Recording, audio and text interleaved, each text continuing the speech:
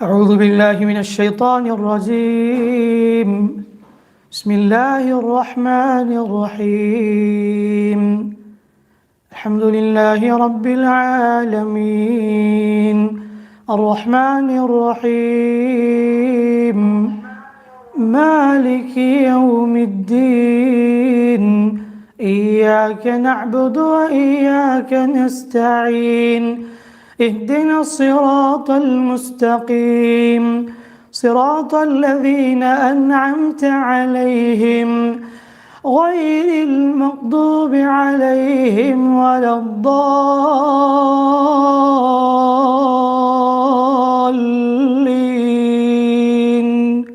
آمين. السلام عليكم ورحمة الله وبركاته. الحمد لله رب العالمين والصلاة والسلام على نبينا محمد بن عبد الله وعلى آله وصحبه أجمعين أما بعد. قابل احترام معزز اسلامی بھائیوں، ماں اور بہنوں، اللہ تعالیٰ کا فضل و احسان ہے کہ اس اللہ تعالیٰ نے ہمیں رمضان جیسی عظیم نعمت سے نوازا، اور سب سے بڑی بات یہ ہے کہ اللہ تعالیٰ نے قرآن مجید کو اس مہینے میں نازل کیا، اس لیے کہ یہ مہینہ قرآن کا مہینہ ہے. شہر رمضان الذی انزل فیہ القرآن، رمضان کا مہینہ جس میں اللہ نے قرآن نازل کیا. چونکہ قرآن کا مہینہ ہے، اس لیے اس مہینے میں قرآن کو کثرت سے پڑھنا، سننا، سمجھنا، تدبر کرنا، غور کرنا، جتنے بھی ذرائع ہو سکتے ہیں اس کا استعمال ہونا چاہیے. اسی لیے جمعیت اہل حدیث پرنبٹ کی جانب سے خلاصہ قرآن کے نام سے ایک پروگرام طے کیا گیا ہے، جیسا کہ آپ جانتے ہیں. تو الحمدللہ رب العالمین کے فضل و احسان سے یہ پروگرام شروع ہوا چاہتا ہے. ہم تمام کا استقبال کرتے ہیں اس پروگرام میں. بغیر کسی تاخیر کے میں آپ کے سامنے سورہ کا آغاز کرتا ہوں، اور انشاءاللہ ایک دن ایک پارے کا خلاصہ سنایا جائے گا. اس طرح 30 دن 30 پارے کا خلاصہ آپ کے سامنے پیش کریں گے. پہلی سورت جو ہے سورہ فاتحہ ہے. فاتحہ کے معنی آغاز، چونکہ قرآن مجید کی سورت کا آغاز جب ہم قرآن کھولتے ہیں تو پہلی سورت سورہ فاتحہ، اس لیے اس کا نام الفاتحہ رکھا گیا. اس سورت کا نام سورہ شفا بھی ہے. اگر مریض اس سورت کو پڑھے تو اللہ تعالیٰ اسے شفا دیتا ہے. اس سورت کا ایک نام ہے نماز، یعنی صلاح، اس لیے کہ نماز کی ہر رکعت میں پڑھنا فرض ہے. اللہ کے نبی صلی اللہ علیہ وسلم نے فرمایا لا صلاۃ لمن لم یقرأ بفاتحۃ الکتاب، اس کی کوئی نماز قبول نہیں ہوتی. لا صلاۃ لمن لم یقرأ بفاتحۃ الکتاب، جس نے سورہ فاتحہ کی تلاوت نہیں کی اس کی نماز قبول نہیں ہوتی. اس لیے اس کا نام سورہ صلاح رکھا گیا. اسی طرح اس سورت کا نام ہے ام القرآن، ایک نام ہے السبع المثانی. مختلف نام حدیثوں میں اللہ کے نبی صلی اللہ علیہ وسلم ہم لوگوں کو بتائے ہیں. تو سورت کا آغاز اس طرح ہے الحمدللہ رب العالمین.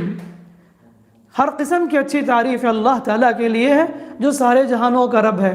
الرحمن الرحیم، جو بڑا مہربان نہایت رحم کرنے والا. مالک یوم الدین. حدیث میں ہے اللہ فرماتا ہے جب بندہ الحمدللہ رب العالمین کہتا ہے تو اللہ کہتا ہے کہ میرے بندے نے میری تعریف کی، حمد بیان کی. جب بندہ الرحمن الرحیم کہتا ہے تو اللہ کہتا ہے کہ میرے بندے نے ثنا بیان کی میری. اور جب بندہ مالک یوم الدین کہتا ہے تو اللہ کہتا ہے کہ میرے بندے نے میری بزرگی بیان کی. 3 آیت اللہ کی حمد و ثنا بزرگی پر مشتمل ہے. اور اس کے بعد اللہ نے کہا کہ ایاک نعبد و ایاک نستعین. ایک آیت کے ذریعے ایک اگریمنٹ کیا گیا کہ اے اللہ ہم تیری ہی بات کرتے ہیں اور تجھ ہی سے مدد طلب کرتے ہیں. جب بندہ یہ کہتا ہے تو اللہ تعالیٰ فرماتا ہے کہ یہ میرے اور میرے بندے کی درمیان کی بات ہے. تو بھائیوں، سورہ فاتحہ ایک بڑی عظیم سورت ہے جس میں قرآن کے مکمل مضامین ہیں. اور اللہ نے آگے بتایا، ایک دعا بھی سکھائی، اہدنا الصراط المستقیم، اے اللہ ہمیں سیدھے راستے پر چلا. صراط الذین انعمت علیہم، ان لوگوں کا راستہ جن لوگوں پر تو نے انعام کیا. غیر المغضوب علیہم ولا الضالین، پروردگار ہمیں ان لوگوں کے راستے پر نہ چلا جن پر تیرا غضب نازل ہوا، اور نہ ہی گمراہ لوگوں کے راستے پر۔ صراط مستقیم اگر کسی کو مل جائے زندگی میں بہت بڑی نعمت ہے، اللہ تعالیٰ نے ہمیں ہدایت سے نوازا ہے تو یہ بہت بڑی بات ہے۔ اور بتایا کہ نماز میں ہر وقت تم اللہ سے مانگتے رہو صراط مستقیم۔ کن کا راستہ ہے صراط مستقیم؟ کہا انبیاء، صدیقین، شہداء، صالحین، یہ 4 لوگوں کا راستہ صراط مستقیم ہے۔ اور یہ اللہ نے کہا کہ غیر المغضوب علیہم ولا الضالین، اللہ خود سکھاتا ہے کہ اس طرح دعا کیا کرو، اے اللہ ہمیں گمراہ لوگوں کے راستے پر نہ چلا۔ مغضوب سے مراد یہود ہیں، ضالین سے مراد عیسائی لوگ۔ اور یہ بات یاد رکھنا، یہودی لوگ ان کے پاس علم اللہ نے دیا، وہ علم حاصل کیے لیکن اس پر عمل نہیں کیے، گمراہ ہو گئے۔ کرسچن، نصارہ، وہ بغیر علم کے عمل کیے، وہ بھی گمراہ، وہ بھی گمراہ۔ تو اللہ تعالیٰ امت محمدیہ کو اس بات سے آگاہ کر رہا ہے کہ تم ان لوگوں کے نقش قدم پر نہ چلو، اور ہم بھی دعا کرتے ہیں اللہ کے ہر وقت، اے اللہ ہمیں ان لوگوں کے راستے سے دور فرما، ہمیں صراط مستقیم پر چلا۔ تو بہرحال یہ سورہ فاتحہ ہے، آپ بار بار پڑھتے ہیں، اس نمازوں میں پڑھی جاتی ہے۔ اللہ کہتا ہے، فرماتا ہے السبع المثانی، 7 آیتیں بار بار پڑھی جاتی ہیں۔ اس سورت کے بعد ہم سورہ بقرہ کی طرف رجوع کرتے ہیں۔ سورۃ البقرہ مدنی سورت ہے، قرآن کی بڑی سورت ہے۔ البقرہ کے معنی گائیں، چونکہ اس میں ایک دلچسپ واقعہ ہے کہ کسی کا مرڈر کر دیا گیا تو قاتل کون معلوم نہیں تھا، تو اللہ نے حکم دیا کہ گائیں ذبح کر کے اس گائے کا گوشت نکال کے اس پر رکھا جائے تو کون قاتل ہے معلوم ہو جائے گا۔ تو اس صورت میں ایک واقعہ ہے، اس لیے اس کا نام البقرہ رکھا گیا۔ بسم اللہ الرحمن الرحیم، الف لام میم ذالک الکتاب لا ریب فیہ ھدی للمتقین۔ سورہ کا آغاز حروف مقطعات سے، الف لام میم۔ کیا حروف مقطعات؟ الف لام میم، الف لام را، تا سین، تا ہا، یہ جتنے بھی حروف مقطعات ہیں ان کے معنی مطلب اللہ ہی بہتر جانتا ہے۔ مفسرین ان کے ترجمے نہیں کرتے، واللہ اعلم بول کر گزر جاتے ہیں۔ تو ہم لوگوں کو بھی ان کے مفہوم کی طرف پیچھے نہیں پڑنا چاہیے، بس اللہ بہتر جانتے ہیں کہ اگر ہم آگے بڑھتے ہیں۔ ذالک الکتاب لا ریب فیہ، کہا کہ یہ کتاب اس میں کوئی شک نہیں ہے، قرآن مجید اس میں ڈاؤٹ کرنے کی کوئی بات نہیں ہوتی۔ ھدی للمتقین، یہ کتاب ہدایت ہے متقین کے لیے۔ سورہ کے آغاز میں اللہ تعالیٰ نے 3 گروہوں کا تذکرہ کیا، مومنین کا اور کافروں کا، پھر منافقین کا۔ 3 آیات میں مومنوں کا تذکرہ کیا، پھر 2 آیت کافروں کے حق میں، بقیہ 13 آیت منافقین کا اللہ نے اس میں تذکرہ کیا۔ بتایا مومنوں کے بارے میں، لوگ نماز قائم کرتے ہیں، زکوٰۃ دیتے ہیں، آخرت پر ایمان رکھتے ہیں، یہی لوگ کامیاب ہیں۔ اور کافر لوگوں کے بارے میں بتایا کہ ان کو ڈراؤ یا نہ ڈراؤ، وہ ایمان لانے والے نہیں، اللہ ان کے دلوں پر مہر لگا دیا ہے، ان کے لیے بڑا دردناک عذاب ہے۔ اور 13 آیت منافقوں کا ذکر ہے، اس میں منافقین کی صفات بتائی گئی۔ کیوں؟ منافق کون ہے؟ جو ظاہر میں اسلام کا دعویٰ کرنے والا لیکن باطل میں کفر کو چھپائے رکھتا ہے۔ نبی کے زمانے میں بڑی تعداد میں تھے جن کا سردار عبداللہ بن ابی تھا، اسی لیے اللہ نے منافقوں کے بارے میں کہا ان المنافقین فی الدرک الاسفل من النار، بے شک منافق جہنم کے سب سے نچلے گڑھے میں ہوں گے۔ اس کے بعد اللہ تعالیٰ نے تیسرے رکوع سے بتایا ایک اہم بات، یا ایھا الناس اعبدوا ربکم الذی خلقکم، اے لوگوں اپنے رب کی بندگی کرو۔ کیوں؟ اس لیے کہ اس نے تمہیں پیدا کیا، اللہ تمہارا خالق ہے، اللہ نے تمہیں پیدا کیا، لہٰذا بندگی بھی اس کی تمہیں کرنی ہے۔ اور چونکہ اللہ تعالیٰ خالق ہے تمہارا تو بندگی اسی کی ہونی چاہیے۔ اور اس کے بعد میں اللہ نے کہا وَإِن كُنتُمْ فِي رَيْبٍ مِّمَّا نَزَّلْنَا عَلَىٰ عَبْدِنَا، کہ کفار کہتے تھے کہ قرآن محمد نے گھڑ لیا ہے، صلی اللہ علیہ وسلم گھڑ لیا ہے۔ تو اللہ نے کہا کہ تم محمد پر الزام لگاتے ہو صلی اللہ علیہ وسلم، تو اگر تم کہتے ہو قرآن میں شک ہے، قرآن گھڑی ہوئی کتاب ہے، تو چیلنج ہے تمہارے لیے، تم اس جیسی کتاب لا کر بتاؤ۔ کتاب نہیں لاتے تو کم از کم سورہ لا کر بتاؤ، کم از کم آیت تو لا کر بتاؤ۔ چیلنج آج بھی چیلنج ہے، قیامت تک چیلنج ہے۔ اور اس سلسلے میں کہا قُلْ لَئِنِ اسْتَمَعَتِ الْإِنسُ وَالْجِنُّ، سارے جنات انسان مل کر قرآن جیسی ایک کتاب لا کر بتاؤ، نہیں لا سکتے۔ قیامت تک یہ معجزہ زندہ رہنے والی یہ کتاب ہے، یہ معجزہ، تو لہٰذا یہ چیلنج ہے قیامت تک آنے والوں کے لیے۔ اور اس کے بعد اللہ تعالیٰ نے بتایا کہ قرآن ہدایت ہے، جو چاہے اسے ہدایت حاصل کرتے ہی، اور جو اسے چھوڑ دیتا ہے اللہ اسے گمراہ کر دیتا ہے۔ اور آگے اللہ نے آدم علیہ السلام کی تخلیق کا ذکر کیا کہ وَإِذْ قَالَ رَبُّكَ لِلْمَلَائِكَةِ إِنِّي جَاعِلٌ فِي الْأَرْضِ خَلِيفَةً، کہ رب العالمین نے کہا ملائکہ سے کہ اے فرشتوں، میں زمین میں خلیفہ بنانے والا ہوں۔ انہوں نے کہا تَجْعَلُ فِيهَا مَن يُفْسِدُ فِيهَا، اے اللہ اس لیے تو بنائے کہ اس میں فساد کرے؟ کیوں؟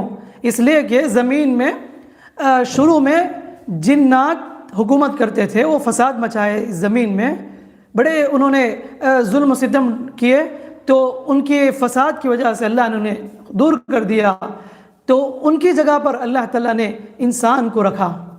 جب اللہ نے آدم علیہ السلام کو بنایا اپنے ہاتھ سے، تو کہا کہ تم سب سجدہ کرو اے فرشتوں، تو ابلیس نے کہا کہ میں نہیں کر سکتا۔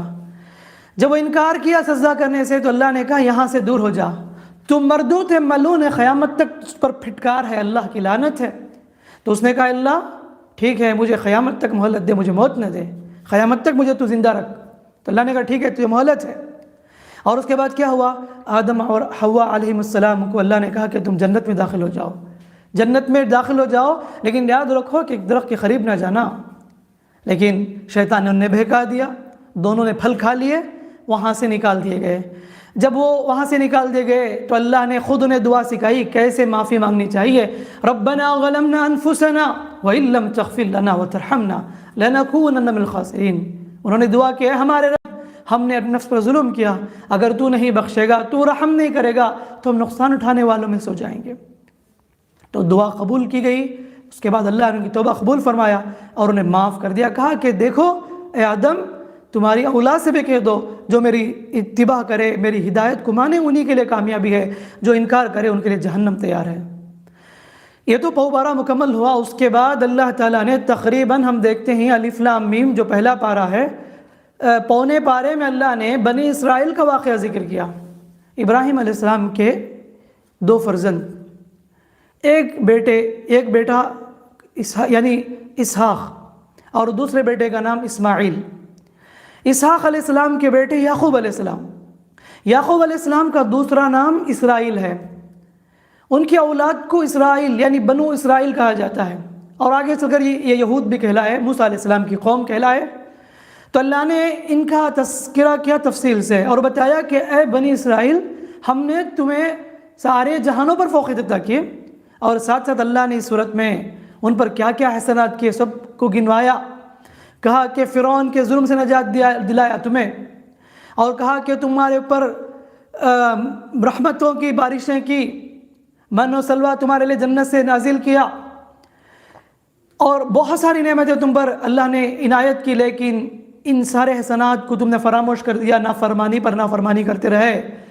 تم نے میرے بندے موسیٰ کو تکلیف دی، چونکہ بنی اسرائیل بہت بڑے گنہگار تھے، نافرمان تھے، ناشکرے تھے، ان کو جو مقام اور عزت اور سربلندی حاصل تھی، اللہ نے وہ مقام نکال کر دوسرے خاندان میں منتقل کر دیا، حضرت اسماعیل علیہ السلام کے خاندان میں۔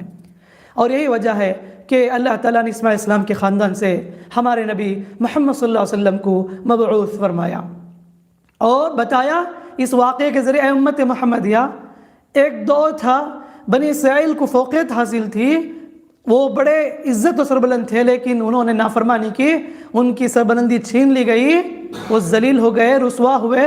اے امت محمدیہ، اگر تم بھی نافرمانی کرو گے، رب کی ناشکری کرو گے، تم بھی ذلیل و خوار ہو جاؤ گے۔ اللہ یہاں پر وارننگ دے رہا ہے، ہمیں ایک نصیحت حاصل کرنے کی تعلیم دے رہا ہے اس واقعے کے ذریعے۔ اور یہاں اس کے بعد اللہ تعالیٰ نے، جیسا کہ مشہور واقعہ ہے کہ بنی اسرائیل کا واقعہ کہ ایک آدمی کا مرڈر ہو گیا، قاتل کون معلوم نہیں، تو موسیٰ علیہ السلام نے اللہ سے دعا کی، تو اللہ نے کہا ان اللہ یأمرکم ان تذبحوا بقرہ، کہ گائے ذبح کرے۔ تو انہوں نے مذاق کیا، اتتخذونہ ہزوا، کیا اتتخذونہ ہزوا اے موسیٰ، کیا تم ہمارے ساتھ مذاق کرتے ہو؟ کہا قال اعوذ باللہ ان نکون من الجاہلین، اللہ کی بنا اگر میں ایسا کروں تو میں جاہلوں میں سے ہو جاؤں گا، نادانوں میں سے ہو جاؤں گا۔ حکم ہوا گائے ذبح کرو، بیکار سوال کرنے لگے، گائے کیسی ہو، اس کا رنگ کیسا ہو، بیکار کے سوالات کیے۔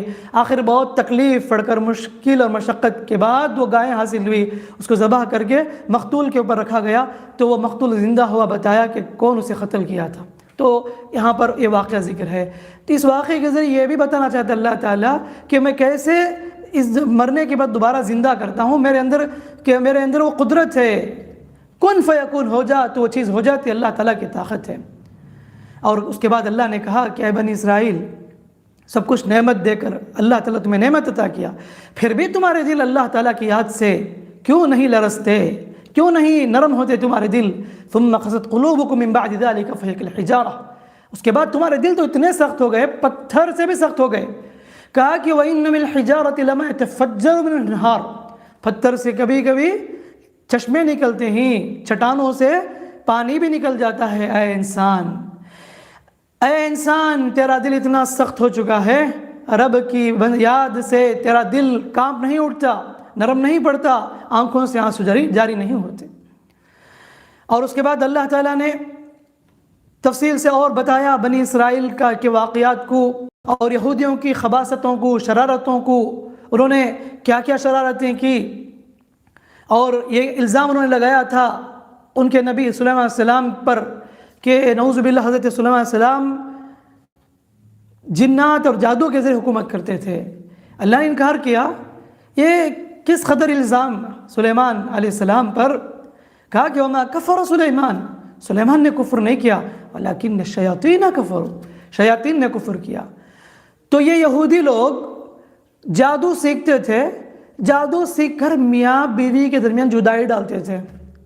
ہاروت ماروت فرشتے کو اللہ نے اتارا آزمائش کے طور پر، لیکن پھر بھی یہ بنی اسرائیل کے لوگ، بہت زیادہ لوگ جادو سیکھتے تھے اور اس کے ذریعے میاں بیوی میں پھوٹ ڈالتے تھے، خاندانوں کو بگاڑتے تھے۔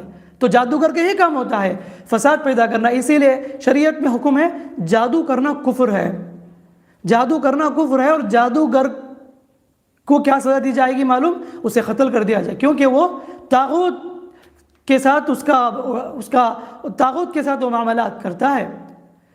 تو یہاں پر اللہ تعالیٰ نے بتایا کہ سلیمان علیہ السلام کیسے جو جادو کے اوپر حکومت کریں، بلکہ اللہ کا خاص فضل انہیں حاصل ہے، انہوں نے کفر نہیں کیا۔ اور اس کے بعد اللہ نے آخر میں ابراہیم علیہ السلام کا تذکرہ کیا کہ ان کا مقام کیا ہے۔ اور چونکہ یہودی لوگ، کرسچن لوگ کہتے تھے ابراہیم ہمارے ہی، اللہ نے کہا کہ ابراہیم تمہارے ہی، ایسا ہے کیا؟ نہیں، بلکہ ابراہیم تو دین حنیف پر قائم تھے، عقیدہ توحید پہ بڑے مضبوط تھے، پکے تھے، انہوں نے اللہ کی خاطر، دین کی خاطر سب کچھ قربان کیا، اور کہا کہ انی وجہت وجہی للذی فطر السماوات والارض حنیفا وما انا من المشرکین، کہا ان صلاتی ونسکی ومحیائی ومماتی، یعنی پوری بندگی عبادت سب ان کی اللہ کے لیے تھی، اپنے باپ کو چھوڑا، وطن کو چھوڑا، بے شمار قربانیاں دی عقیدت کی خاطر۔ تم تو شرک میں ڈوبے ہوئے ہو اے یہودی لوگ، تم دعویٰ کرتے ہو ابراہیم ہمارے ہیں۔ ابراہیم علیہ السلام بڑے عقیدت توحید میں مضبوط تھے، اور کعبۃ اللہ کی تعمیر کی انہوں نے اللہ کے حکم سے، ایک ایک اینٹ توحید پر رکھی انہوں نے، وہ اور ان کے بیٹے حضرت اسماعیل علیہ السلام دونوں نے مل کر کعبہ کی تعمیر کی۔ کہا تعمیر کرتے وقت دعا کی ربنا تقبل منا انک انت السمیع العلیم، اللہ ہم سے ہمارے اعمال قبول فرما لے۔ سبحان اللہ، اللہ حکم دے رہا ہے کہ اے ابراہیم اور اسماعیل کعبہ کی تعمیر کرو، اللہ کا حکم ہے، لیکن پھر بھی اتنا زیادہ اتنا خوف کہتے ہیں ربنا تقبل منا۔ ہمیں بھی چاہیے کہ ہم جو رمضان کے مہینے میں عبادت کر رہے ہیں، قیام اللیل کی شکل میں، زکوٰۃ، سیام، عبادت، جو بھی ہم دعا کر رہے ہیں، اللہ سے ضرور یہ دعا کریں ربنا تقبل منا انک انت السمیع العلیم، اللہ ہم سے ہمارے اعمال قبول فرما لینا۔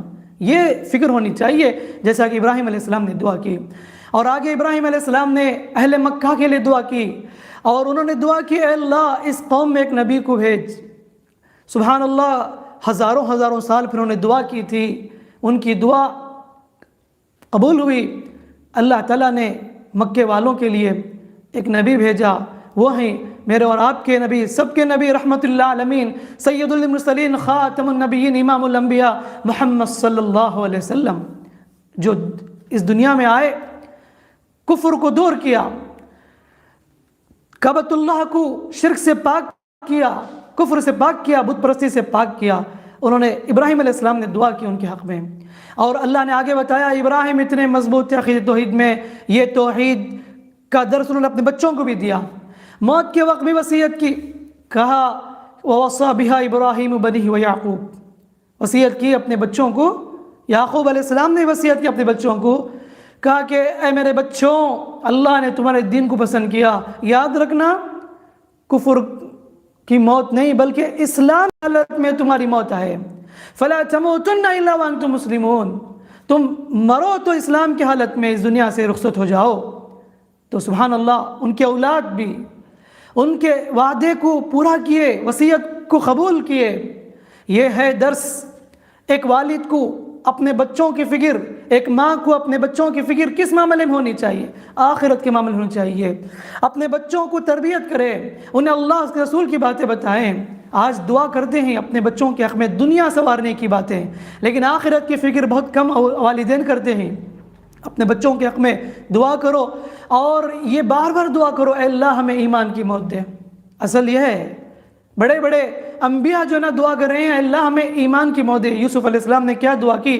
توفنی مسلما والحقنی بالصالحین، اے اللہ مجھے اسلام کی موت دے اور مجھے نیک لوگوں سے ملا دے.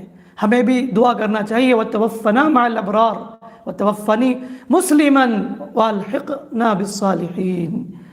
اور اس کے بعد اللہ نے بتایا کہ اے یہود، اے نصارہ، تم اپنے آپ کو کہتے ہو ابراہیم ہمارے ہیں، تو دیکھو ابراہیم علیہ السلام کتنے موحد تھے، تم بھی موحد بن جاؤ.